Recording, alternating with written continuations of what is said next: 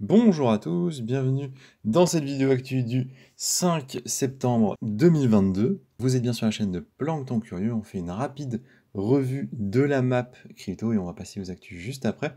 Donc vous le voyez, petite journée dans le rouge, ça vous le savez normalement. On est en train de retester le support des 25 000 $ pour Bitcoin. Voilà, vous voyez, on est descendu jusqu'à 25 005, c'était début septembre, il y a 4 jours. Et là, on est toujours dessus en fait, hein, on est en train de poursuivre. On est à 25,6, 25,7. Bon, moi je m'en fiche un petit peu honnêtement. Ça change pas grand chose pour moi, hein, que le Bitcoin soit à 24 ou à 26, honnêtement, ça ne m'impacte pas. Vous connaissez ma stratégie, s'il va sensiblement plus bas vers les 22, 20 000, j'en rachèterai. Si il fait rien, bah moi non plus, je ne fais rien. Et si tout hasard il décide d'être pump, bah écoutez, je serai très content. Pour le reste, les cryptos sont un peu dans le rouge. On a Arbitrum qui commence à arriver sur des zones qui, moi, vont commencer à m'intéresser. Ça fait un moment que je vous parle de la zone des 75 centimes, 80 centimes. Vous voyez, on est en dessous des 90, on a touché les 88, c'était dans la journée de... c'était ce matin vers 5h du mat. Bon bah voilà, on va commencer à regarder gentiment, hein. Je l'attendais pas si vite, mais c'est comme Upcoin, hein. Si on arrive sur les points qui m'intéressent, hein. Upcoin c'est plutôt vers les 1 $, ça fait quelques semaines que je vous dis ça. Et Upcoin on est à 1,33. Y a pas de souci, hein, moi je suis prêt à envoyer des liquidités quand on sera sur des cours qui me sembleront justes. Donc voilà, pas grand chose de plus à dire là-dedans, on attend des corrections. Aussi sur certaines cryptos qui ont beaucoup perf cette année, notamment Render Token. Donc là, effectivement, on a beaucoup perf, mais sur des retours sur des cours plus raisonnables, bien évidemment, je commencerai à en acquérir. Allez, ça c'est dit, maintenant on va passer aux actus. Je vous propose un format un tout petit peu différent de d'habitude, je me suis fait plaisir, voilà, avec ce petit outil graphique que j'ai ici. N'hésitez pas à me faire des retours, mais normalement ça change pas grand chose pour vous, à part que visuellement c'est peut-être un peu plus sympa. On commence en Europe, du coup, on n'a pas vraiment de news américaine pour aujourd'hui. Alors l'euro digital, hein, donc la MNBC de l'Europe, qui pourrait faire face à des challenges qui n'étaient pas forcément attendus. C'est assez intéressant, on a quelques infos ici qui méritent d'être soulignées. Déjà, donc l'euro numérique pourrait se heurter à des difficultés dans les États membres et non membres de la zone euro. C'est une étude du Parlement européen qui met ça en avant. C'est quand même assez intéressant. C'est pas n'importe qui l'a fait. La principale problématique qu'il pourrait rencontrer, c'est que l'acceptation monétaire de l'euro numérique dans l'ensemble du bloc nécessiterait en fait la ratification des accords internationaux entre l'UE et les pays tiers. Et ça, effectivement, c'est pas quelque chose qui est évident, c'est pas quelque chose qui est forcément simple à mettre en place. On a une petite citation. Tout accord entre la BCE et une banque centrale nationale n'appartenant pas à la zone euro devrait être précédé d'un accord international entre l'Union européenne et le pays tiers. C'est-à-dire qu'il va falloir deux accords différents pour que le pays tiers accepte l'euro numérique. Donc effectivement, des petites problématiques supplémentaires qui vont peut-être freiner légèrement son adoption. Donc c'est quelque chose qu'on va suivre, hein, c'est quand même un gros sujet, cette CBDC. Actu numéro 2 en Europe, on a le London Stock Exchange, donc le LSE, qui envisage d'adopter la blockchain. Donc le London Stock Exchange, c'est la société mère de la bourse de Londres, hein, donc c'est quand même pas n'importe quoi. Et leur idée, du coup, ça va être d'améliorer leur performance en passant par la blockchain. On va creuser un tout petit peu, il y a des éléments intéressants. Donc l'idée, c'est d'utiliser la technologie numérique pour rendre le processus plus simple, plus fluide, moins cher et plus transparent. Donc ça, c'est tout à fait logique, c'est les grands classiques, on veut être meilleur, on veut de meilleures performances, être plus efficace, et on ajoute à ça, bien évidemment, une dose de réglementation. Deuxième citation, l'objectif final, c'est d'avoir une plateforme mondiale qui va permettre aux participants de toutes les juridictions d'interagir avec des personnes d'autres juridictions en respectant totalement les règles, les lois, les réglementations, potentiellement dans plusieurs juridictions simultanément. C'est ça l'énorme point en fait. Ce qui n'est pas possible dans le monde analogique actuel. En gros, l'idée, c'est qu'on pourrait avoir un acheteur en Asie, un vendeur en Europe, et peut-être tout ça qui échangerait sur une place boursière en Amérique. Donc quelque chose qui est en fait à peu près pas possible pour le moment, qui serait peut-être permis par la blockchain. Vous voyez, il y a une vraie possibilité supplémentaire au-delà de juste améliorer les performances. Et donc sur ce point-là, il est vraisemblable que l'essentiel des bourses d'échange, voire même toutes à un moment donné, se tourne vers la blockchain. Donc c'est un message qui est extrêmement positif pour la tech blockchain, pour la technologie blockchain. pas vraiment pour les cryptos. À aucun moment dans ce genre de proposition, les cryptos n'apparaissent, malheureusement. Passons en Asie maintenant.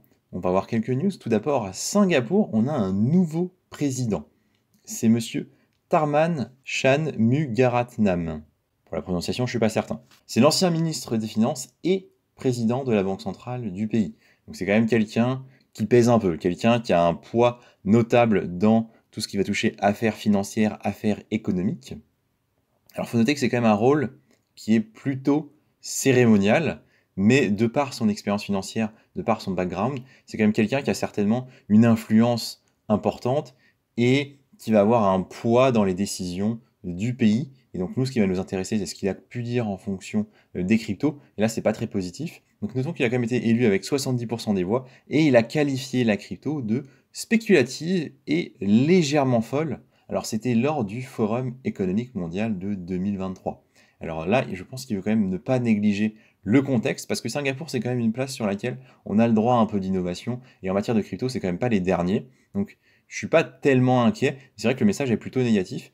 Encore une fois, c'était au Forum économique mondial, le contexte ici est important à mon avis. Bien évidemment qu'il faut se faire voir de la bonne façon quand on est dans ce genre d'événement, et donc il est possible qu'en réalité, ce soit pas si grave. Mais c'est vrai que là, le message est pas super positif, donc c'est quand même quelque chose qu'on va suivre. On verra bien, parce que Singapour, c'est pas quand même quelque chose de négligeable en Asie, surtout côté innovation, finance et technologie. Nous poursuivons en Asie, avec ici, du coup, la Chine et un statut un peu particulier qu'on voit apparaître. Donc on a eu des news un peu en dents de scie récemment avec la Chine. Il y avait eu un début d'adoption, il y avait eu des news positives la semaine dernière, un juge qui avait estimé que les cryptos, c'était plutôt bien, que c'était plutôt des actifs classiques, donc on pouvait s'en servir. Alors évidemment, tout ça n'est pas acté. Et là, on a des news qui sont plus négatives avec une petite histoire en fait liée à Filecoin. Donc en fait, c'est un contrat lié à l'exploitation minière de Filecoin qui a été déclaré invalide et qu'il a même accusé de violer les principes de développement vert et les intérêts sociaux ainsi que publics. C'est lourd, c'est assez lourd. Le demandeur, c'était un monsieur qui s'appelle Monsieur Zhu, et qui avait en fait engagé une société technologique pour exploiter un serveur de stockage IPFS. Donc ça c'est pour le contexte. Et l'idée c'était de gagner des récompenses en Filecoin. Le problème qu'il a rencontré, c'est que la restriction s'est manifestée. Et donc ça a forcé M. Zhu à se retourner vers les tribunaux pour réclamer justice. Concrètement, les entités en charge de la restriction, de la régulation, lui ont dit non, là il y a un souci avec ce que vous faites. Et en fait, le tribunal a souligné que Filecoin, la crypto, ne bénéficie pas du statut ni fiduciaire, c'est-à-dire que ce n'est pas une monnaie, ni de la protection de la loi. C'est-à-dire qu'elle ne rentre pas dans les bonnes catégories. Et donc elle constitue, de par en fait l'énorme énergie qu'elle nécessite pour fonctionner, une menace pour la politique nationale de développement vert. Alors, est-ce que c'est une excuse un peu bidon? Peut-être, ça je ne sais pas, parce qu'en fait, je n'ai pas de chiffres réels sur les coûts en énergie de Filecoin. Donc, si certains parmi vous ont des informations sur la consommation de Filecoin, quelle que soit la quantité de données, c'est juste pour avoir une idée. Si vous avez, j'en sais rien, une idée de combien ça coûte sur un mois de stocker 1 Tera de données, ce serait pas mal pour pouvoir faire des calculs, des ordres de grandeur. Parce que c'est vrai qu'on peut trouver facilement des données on-chain, on peut très facilement trouver des données de prix. Par contre, les données du coût énergétique des cryptos, c'est pas forcément quelque chose qu'on connaît bien. Donc si vous avez de l'info là-dessus, n'hésitez pas à la partager. Pour le moment, j'en ai pas vraiment trouvé. Et troisième news en Asie, qui celle-ci elle va être nettement plus positive. Déjà, c'est la news Polygon de la semaine.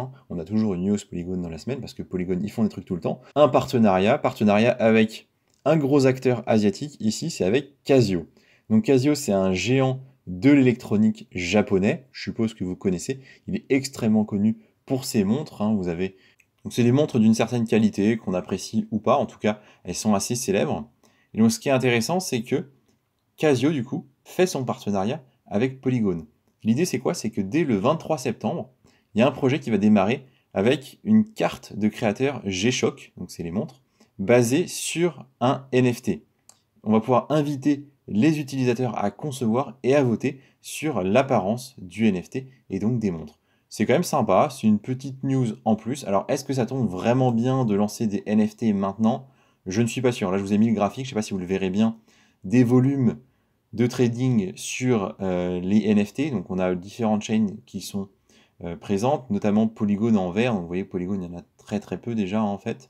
Les volumes sont terriblement bas. C'est clairement en baisse sur l'année. Depuis janvier, ça ne fait que baisser.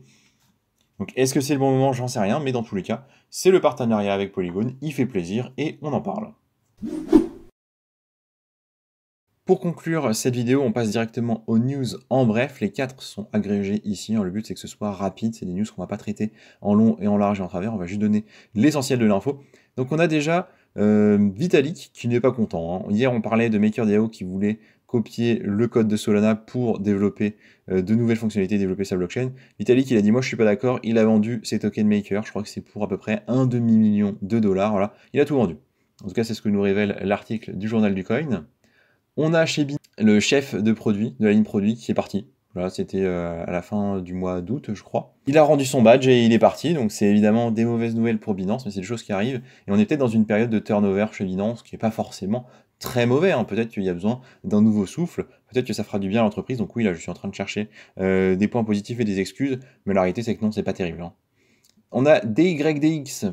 Donc DYDX, on n'en a pas trop parlé, mais c'est en gros une plateforme d'échange plutôt avancée qui a été un des premiers à implémenter les fonctions de stop loss et compagnie. Du coup, je sais qu'il est assez apprécié des traders qui préfèrent les DEX plutôt que les échangeurs centralisés. Et donc DYDX, il y a eu un vote de la communauté quasiment accepté à 100% pour que le token DYDX soit utilisé sur sa layer 1. Donc c'est plutôt une bonne nouvelle, même si en fait ça semble tout à fait cohérent, je crois. Et enfin, dernière news, c'est le graphique que vous allez voir en bas ici, c'est Cardano. Alors le graphique n'est pas très clair, mais concrètement l'information c'est que les volumes on-chain de Cardano sont extrêmement élevés par rapport à ce qu'on a eu dans le passé. On a vraiment une belle hausse des volumes, et pourtant le cours du Cardano ne suit pas. On a une certaine divergence ici, une certaine divergence en termes d'évolution, c'est assez surprenant. Est-ce que ça veut dire que potentiellement Cardano, les prix vont monter bientôt? Je ne sais pas. En tout cas, on a de l'activité, la blockchain est utilisée, donc c'est une bonne nouvelle en soi, mais on voit que ça n'impacte pas pour le moment le cours du token. Une news à garder en tête, parce qu'évidemment, on se pose toujours la question de quel layer 1 va survivre et quel layer 1 va rester au sol, parce qu'il y en a quand même beaucoup, que maintenant c'est un peu des vieux projets, des vieilles blockchains, que la hype va peut-être pas revenir. Donc ce qui peut nous intéresser, c'est quelles sont les blockchains qui sont utilisées réellement, qui génèrent en fait de l'intérêt, sur lesquels les gens ont envie de venir pour faire des trucs, développer des produits, les utiliser pour des raisons X ou Y. Et donc Cardano semble figurer parmi les blockchains qui ont un intérêt en ce moment. C'est une bonne nouvelle pour eux. Malheureusement, le cours du token ne décolle pas, donc en tant qu'investisseur, c'est pas terrible. Voilà, c'est tout ce que je voulais vous dire pour aujourd'hui. Merci de m'avoir écouté. Je vous dis à demain pour une prochaine vidéo d'actu.